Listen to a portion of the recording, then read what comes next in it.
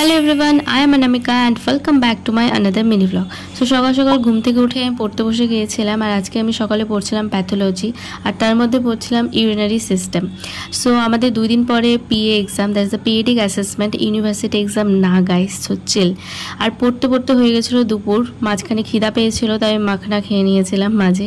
স্নান করে এসে রান্না করতে বসে গিয়েছিলাম, কারণ আমি বাইরে থাকি আর এখানটা আমি নিজেই রান্না করি, নিজেই সমস্ত কিছু করি।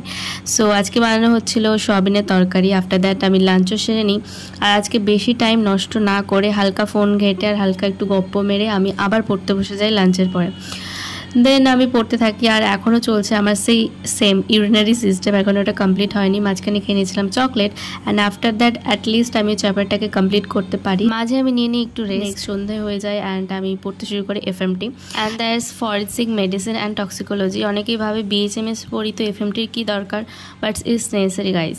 তারপরে আমার এক জুনিয়র আমাকে অনেক ভালোবাসার সমেত একটা ম্যাগির বাউল হাটে এসে ধরিয়ে দিয়ে যায়। থ্যাংক ইউ সো মাচ মাসিদা। অ্যান্ড তারপরে আমি আবার পড়তে থাকি। মাঝখানে আমি ডিনারও সেরে ফেলেছিলাম। আজ যেন মনে হচ্ছিল অনেক বেশি পড়াশোনা হয়ে গেছে, আর লাস্টে আমি অনেক বেশি টায়ার্ড হয়ে গেছিলাম, তাই আমি লাস্টে ঘুমিয়ে পড়েছিলাম।